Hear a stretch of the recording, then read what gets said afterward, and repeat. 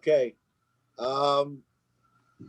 Subject of today, I'm going to call this topic things close and things far, which means how we relate to things differently depending on how we approach them. Many times we have the same situation, and when we have just come from a different point of reference, we see things totally differently. And I believe that a lot of this week's Parsha has to do with this kind of a idea. There's an old Jewish joke about these two fathers that they sent their sons off to yeshiva. And in the days of telegrams, so after a while, one of the kids wrote home to their parents. They ran out of money. They need no more money. And the fathers are talking and said, I don't know what happened to my son. He went to yeshiva and he became such a mechutzef, and he demands things. He has no right to demand them. I would imagine you go to yeshiva, he'd learn to have derech eretz, and on the contrary, he becomes a mechutzef, and he demands things. And then one says, I don't know, my son went to yeshiva, and he also ran out of money, and he wants to tell God he needs money, and he asked such a beautiful way. He asked for more money, and we sent it to him so happily that Baruch Hashem, he's matzliach and his meters are growing, etc. So then the two said, so what did your son write in the telegram? As you would guess, both boys wrote the exact same words. Tata, send money. The first guy said, my son wrote, Tati, send money. And that's like, chutzpah, demanding, all right. The other guy said, Tati, send money. So each one read the exact same telegram, and they received a different message. I didn't say they were sent a different message. They received a different message, and that different message is only a product of their own imagination, the way they interpret the world around them. It's not necessarily what really happened. It could very well be that the first guy's son was really the nice guy. The second guy's son was the one who was acting improperly. But the parents, they internalized the message the way they saw fit, even though it's not necessarily so. So we're going to have to deal with the issues of how we internalize things based on other props. My grandfather, Rosh Shalom, was an extremely wise fellow. And though I was under bar mitzvah when he was nifter, I learned an immense amount of chochmas achayim from him. And even after he was nifter, different stories that I heard, I found them very useful. There was a prominent person who demanded from him money, and it seemed to him by far that he was demanded an inflated price, way more than he really owed the guy. And he wanted to call his bluff,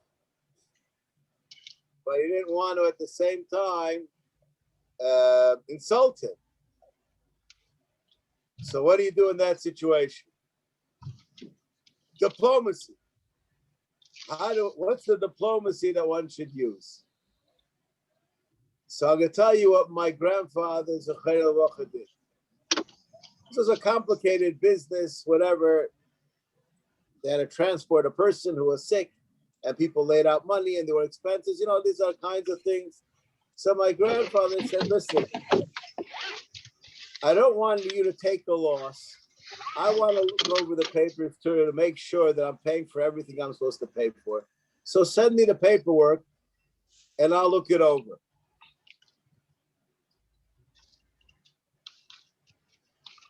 Did he say anything negative to the fellow? On the contrary, he was machabed him 100%. He said, maybe you are cheating yourself. I want to make sure that you are getting what you deserve.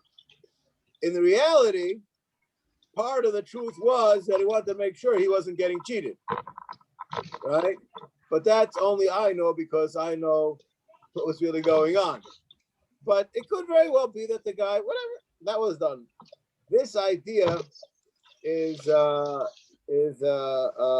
important nakuda in self-appreciation. I saw a vart with a mashal on this week's parsha, which is fascinating. He was a rich man, and in my opinion, from the way that the story was written, he was a little bit of a miser. Now, I have no idea if this story is true or not, so it doesn't really make a difference. I'm not professing even that the story is true. And he had a beautiful daughter with all the milas. She was rich, she was intelligent, she had good wit. I don't know, whatever goes with the deal. And all the shatchanim were banging down the guy's doors and offering all these great guys. And one after one, the father would nix them, always finding something wrong with them. Finally, someone came along and a match from a good family, a good bacher, whatever he wanted, this kid had. So he's ready to sign on the deal. But he wanted to make sure that the guy was presentable, good looking.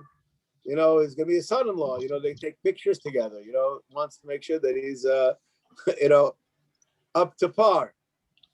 So he wants to eyeball the guy. So for some reason, they didn't have Zoom. I don't know why. They didn't have Zoom. And he wanted to get the guy to see him. So, but what am I going to do? I'm going to call the guy and say, I want to eyeball him. I can't do that. What am I going to do? If I can say, you look ugly, what am I? So he said, you know what? I want the couple to live in harmony. And maybe the halacha is that a person has to see his wife before he marries her, that she should be motza chen be'einav. Maybe we should have him come here so he should see my daughter. And this way, we'll make sure that we're not going to put somebody in an uncomfortable position.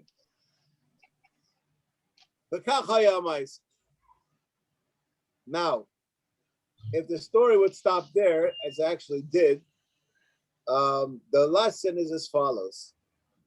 At the end of the day, who is examining who?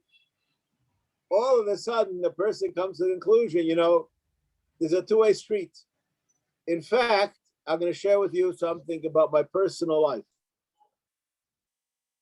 I don't recall if I was going out at that time or not. It was before that time.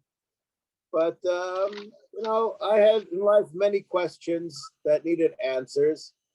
And one of the places I used to turn to get answers from was my father's Zechariah. And I asked him the following question. Let's say you go out with a girl. I wasn't in Shidduchim for sure at the time. Still remember how much beforehand it was. You go out with a girl, and if you had to give her a mark, she got an 85. That's a pretty good mark. Do you marry her? Or do you wait? Maybe I'll find somebody who's a 95.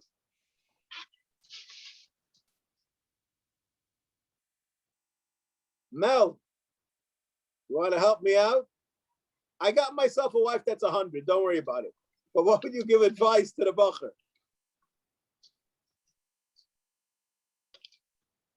Nobody's perfect. It depends on what you're willing to settle for. So how do I decide? Well, you'd have to go out with somebody else. So that's why I put her on ice?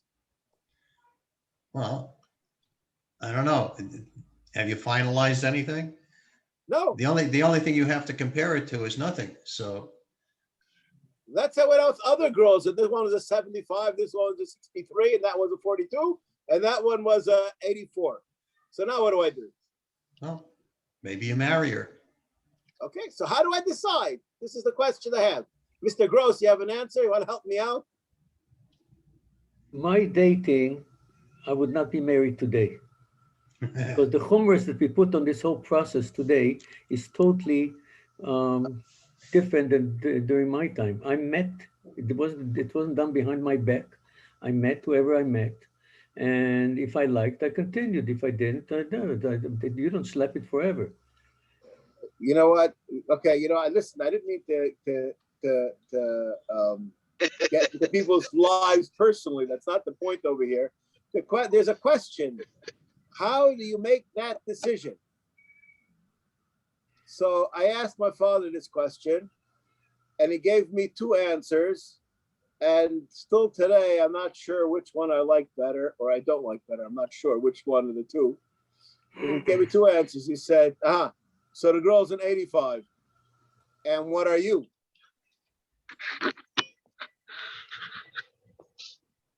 You know, Ki'ilu, we're starting off, I'm 100 and I'm settling for an 85.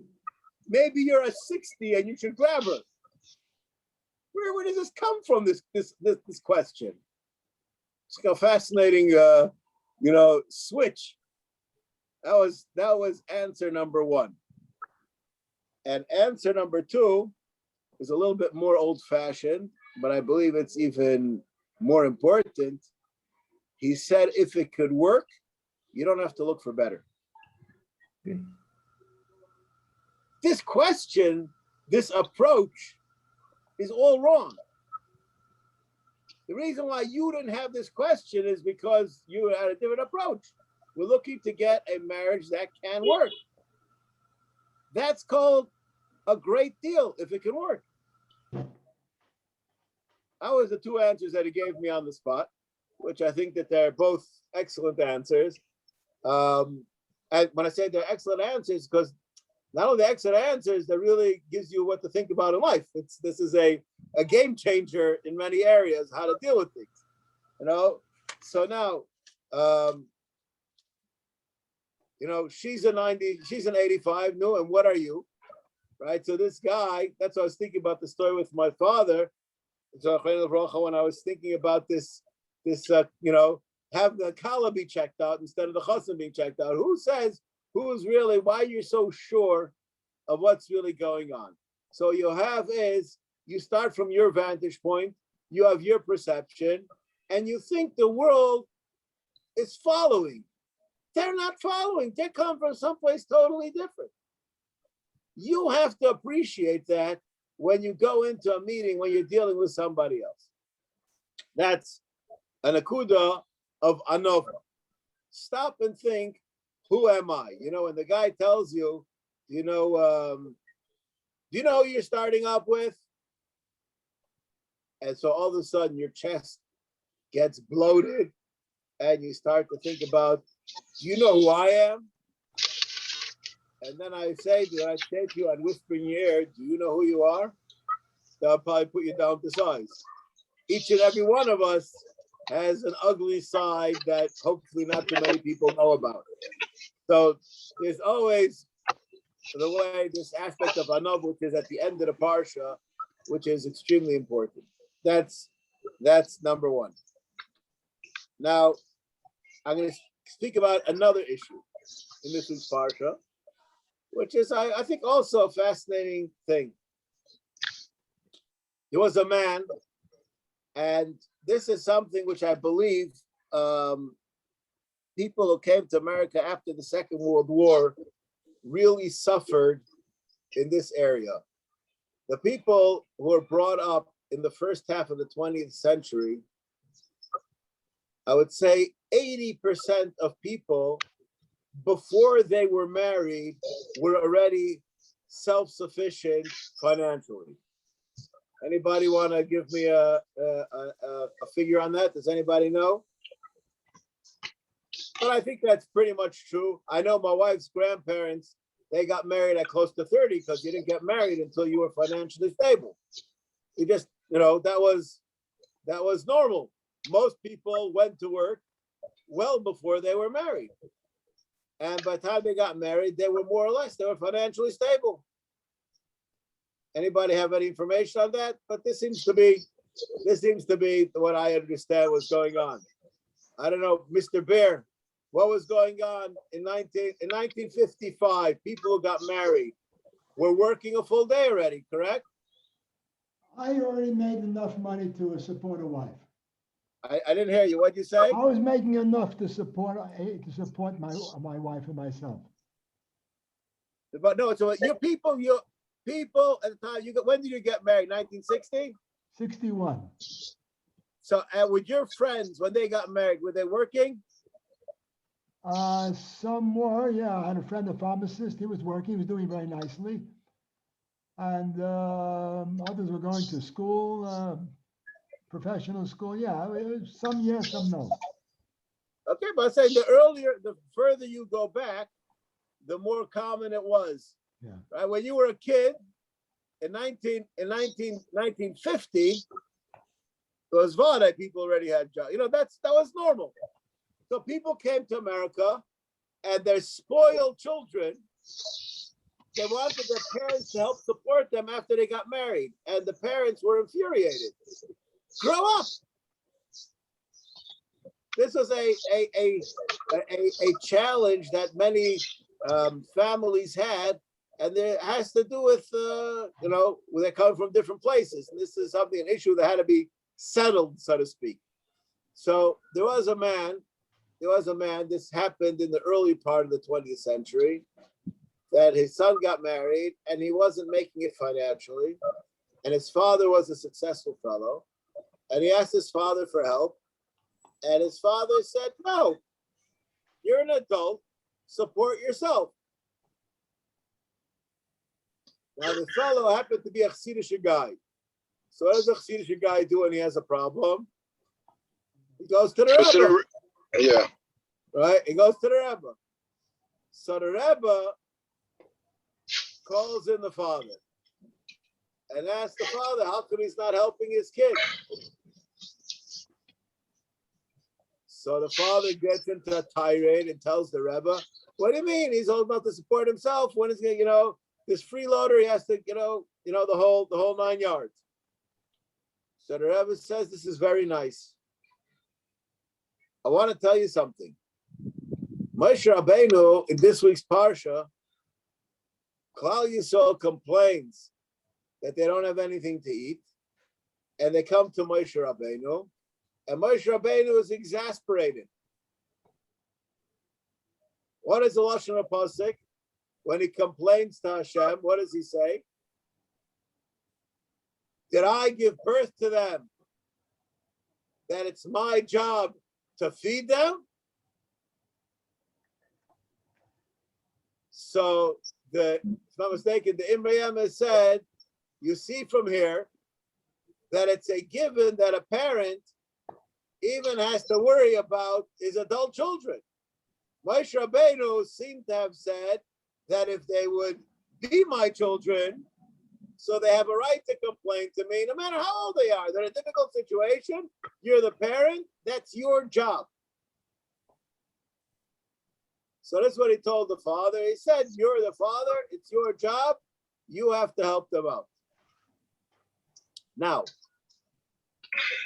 I want to take this to a different place. There's somebody that I know that somebody helped him marry off his children. And somebody said to him, how did you marry off your children? So he said, I'm just telling you over a story that happened. He said, Klal Yisrael is a wonderful situation. Klal Yisrael, Machasana Klal Yisrael. And there was a friend of mine who was there at that statement, at the time the statement was made. And he commented, he said, that's a wonderful thing for the Noisei to say. That's not a wonderful thing for the Makabel to say. In other words, the Gerer Rebbe has a right to tell the father, it's your job to support your son. The son doesn't have a right to tell your father, it's your responsibility to support me. I didn't say he can't engineer that it should work out, but there's a perspective.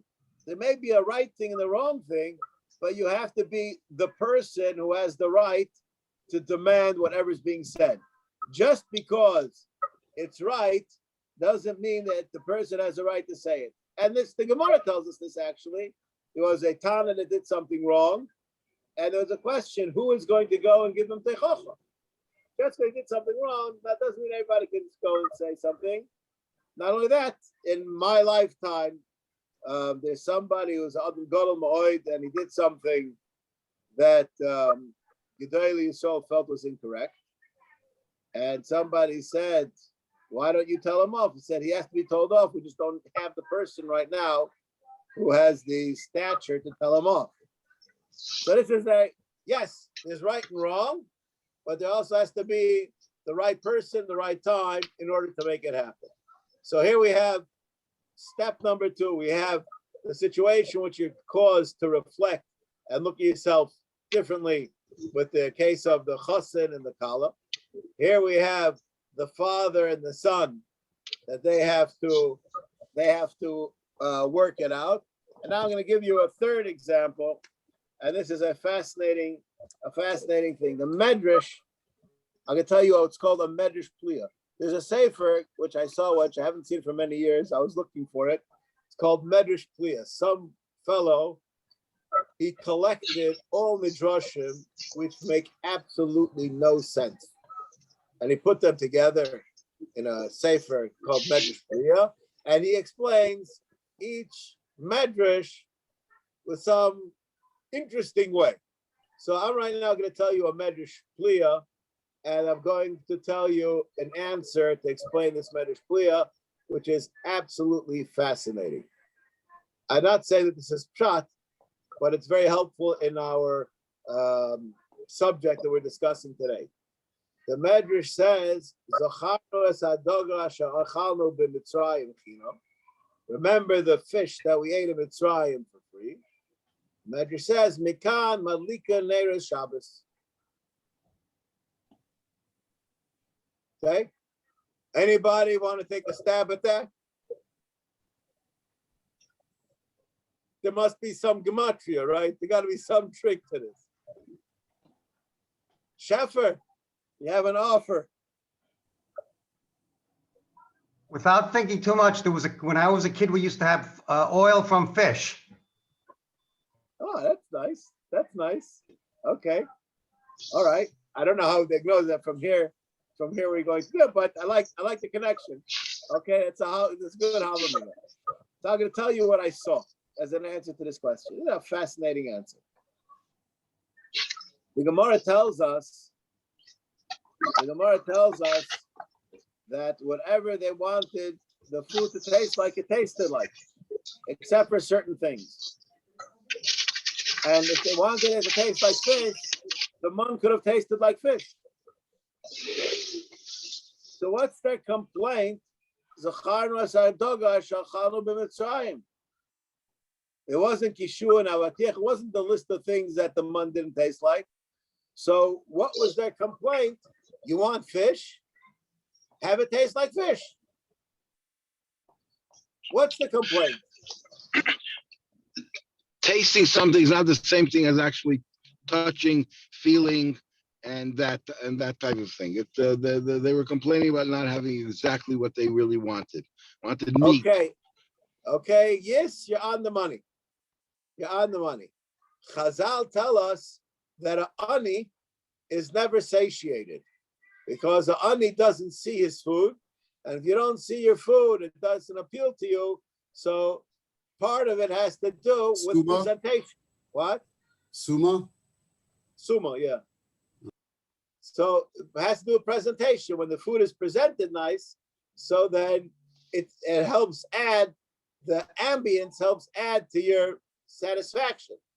The color that adds to the taste. A person who closes their eyes and tastes the food, try it tonight, try it tomorrow, you'll find out it's lacking in taste.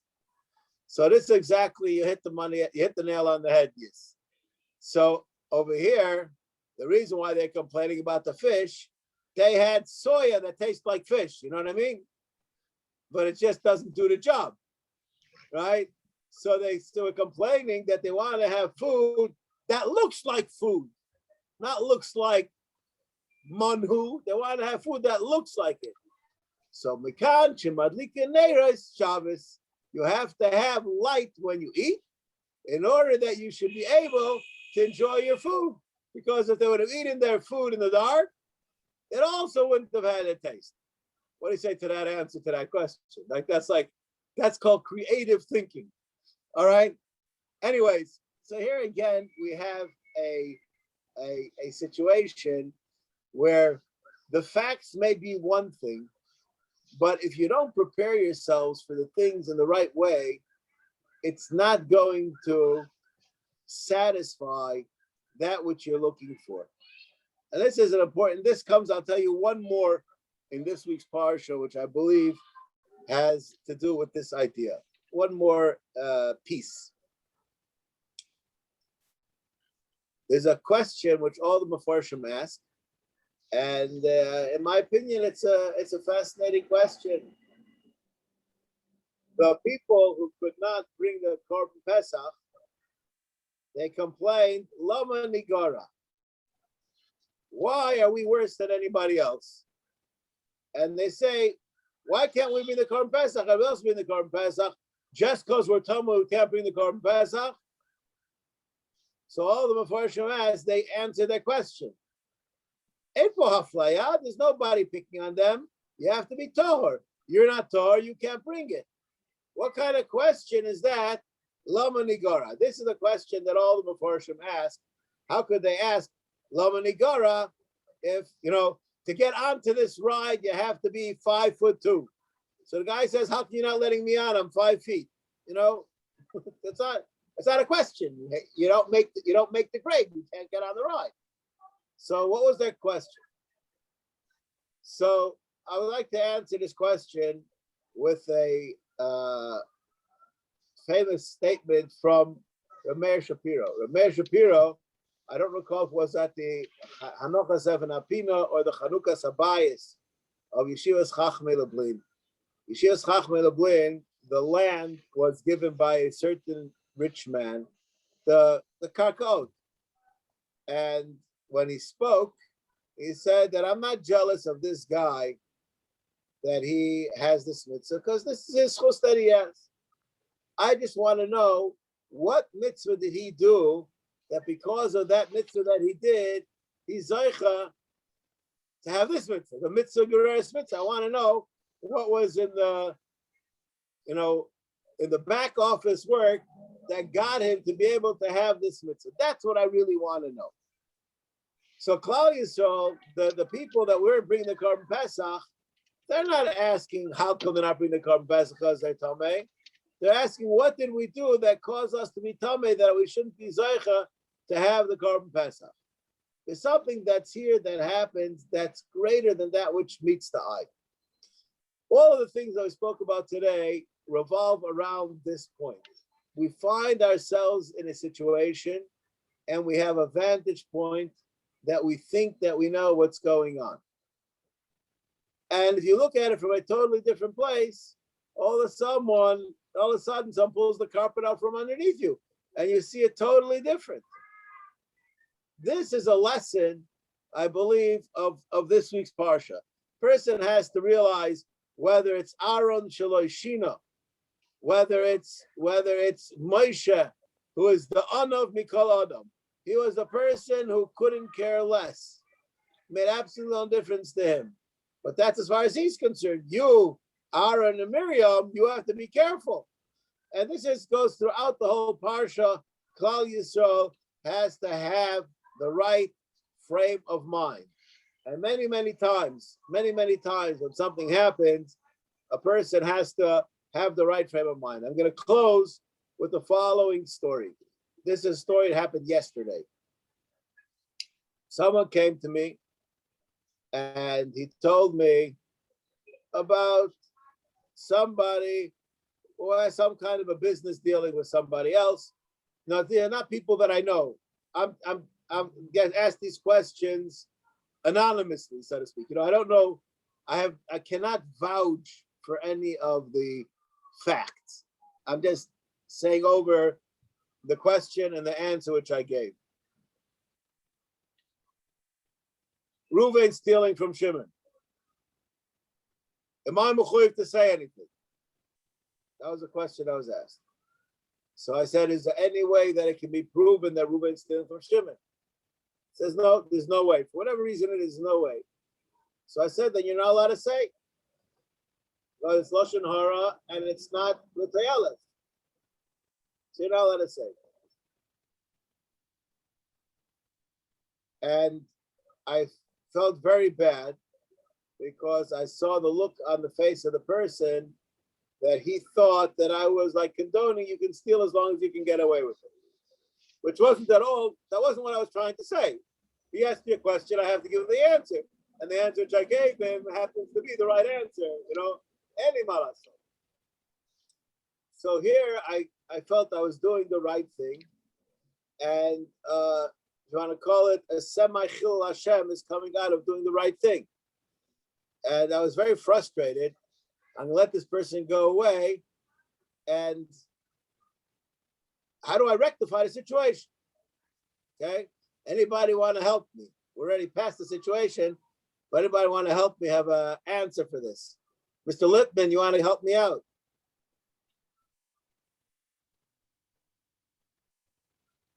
Okay. No helpers. Anybody want to help me? I'll tell you what yeah? I'm confused why it's not Litoilis. In other words, No, because maybe I went through the situation. There's no way that it could be tracked. We can't get him. We can't get him. The guy doesn't have a way of tracking him. There was, whatever the situation was, there was no, at least at this point, we still haven't come across the Toelis, how we could take the guy, how we can do anything about it. Mm-hmm. So I said to the person, come back, I want to tell you something. Second generation Chassidim have a very strong vort, which is worthwhile for you to know. Anything that you hear, that you know about, is a message from Hashem. If Hashem put you in a situation that you know that somebody's doing no good, and you can't do anything about it, Hashem wants you to know that when you do no good and you think nobody knows anything about it, people may know. You have to walk away from this situation with a positive lesson. And that person, I saw the person's face, they were very happy that there was some, I don't know if I want to call it a silver lining to the cloud. It's, that's maybe not exactly the right words to use. But there, it's a double chomer ma'od. But I said, I told the person, you can keep on it, see if we can find something, maybe find somebody to talk when we'll have more information. But what you're giving me right now, it's not going to help. It's not going to help. And this is frustration. And I'll just tell you, Eitan, you asked the question. I just want to share with you a piece of common sense that parents should know. Parents try to make sure that the children don't make the same stupid mistakes that they make. What we deny is that we grew from those mistakes that we made, and that's why we are who we are today. Sometimes you got to hold your hand, get white knuckles, and watch your kid do something stupid and learn. Because if you're going to cushion him and everything that your child does, he's not going to learn. And I just give you an example of this in a simple lesson. If you stand and watch your kid cross the street and you never tell him how to cross the street until he's old enough to do it by himself, he did not learn how to cross the street. Sometimes you have to walk him through it and let him do it on his own. And sometimes you fall and get hurt on the way. But better a small fall and a small hurt than a big fall and a big hurt. So that's the lesson from today. Sometimes you have to find a different vantage point for that which we have in order to make it a positive situation to grow in. Thank you very much. Should have a good Shabbos.